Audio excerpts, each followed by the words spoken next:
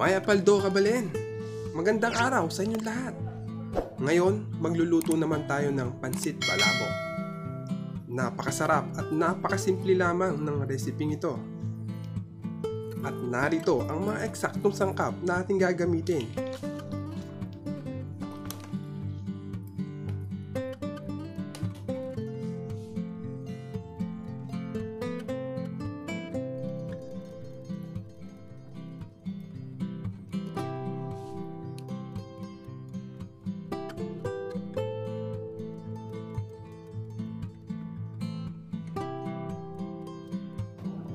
Unang gagawin natin, gagawa lang tayo ng shrimp broth.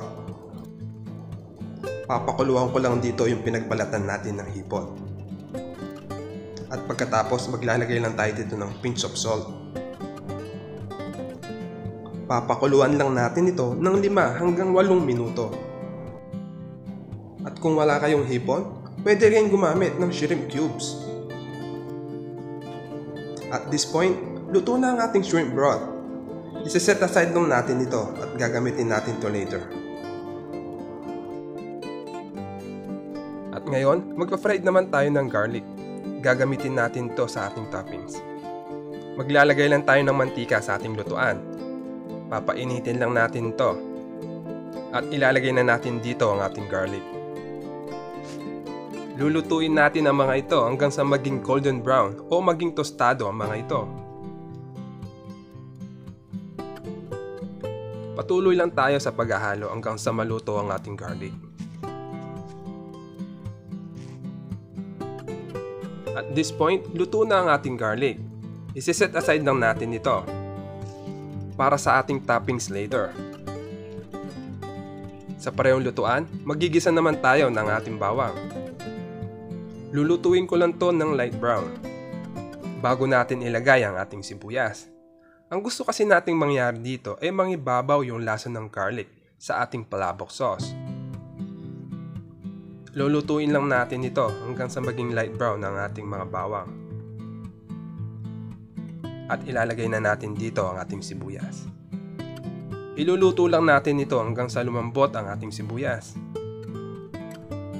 At pagluto na ang ating sibuyas, ilalagay na natin dito ang ating annatto powder. Iluluto lang natin ito ng 1 minuto hanggang sa ma-dissolve ang ating annatto powder.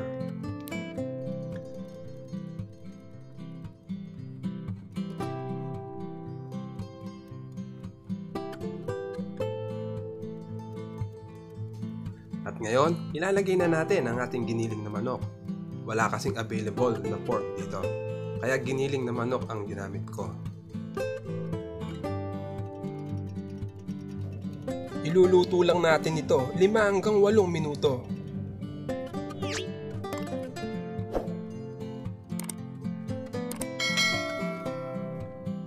Maglalagay din tayo dito ng fish sauce. Ipagpapatuloy lang natin ang paghahalo dito hanggang sa maluto ang ating giniling na manok.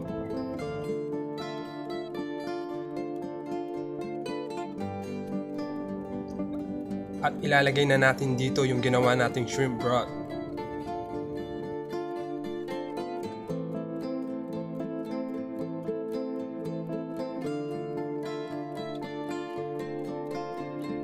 Ilalagay na rin natin dito ang ating salt and pepper.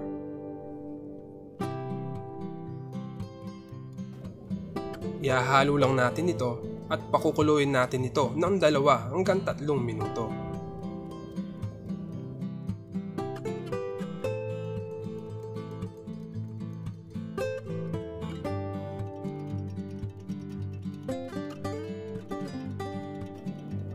Ilalagay na natin dito ang ating flour mixture. Dahan-dahan lang natin itong ibubuhos. At habang binubuhos natin ito, inahalo na rin natin ito para hindi magbubo ang ating palabok sauce.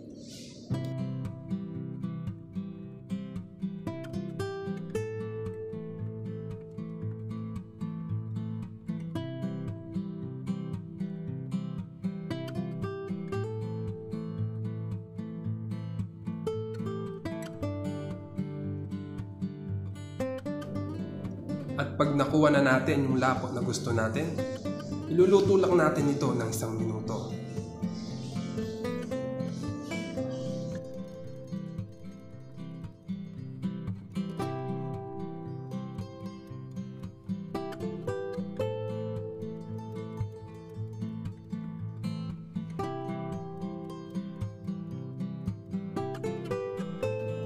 At ngayon, ready na ang ating palabok sauce.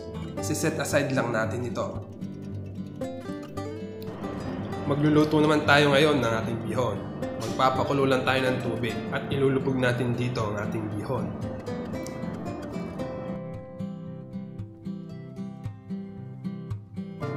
Iluluto lang natin ito ng 3 hanggang 5 minuto.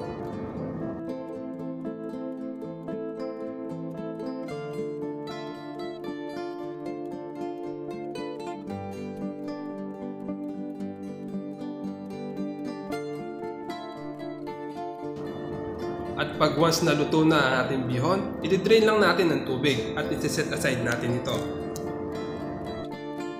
Ngayon, ihanda na natin ang ating pansit palabok. Maglalagay lang tayo ng bihon sa plato at lalagyan natin ito ng sauce.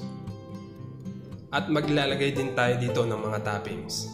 Maglalagay tayo dito ng chicharon, garlic, onion leeks, eggs, at hipon.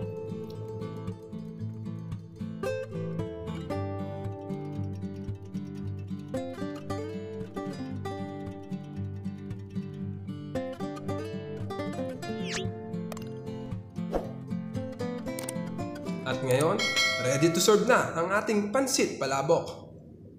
Maraming salamat, hanggang sa muli!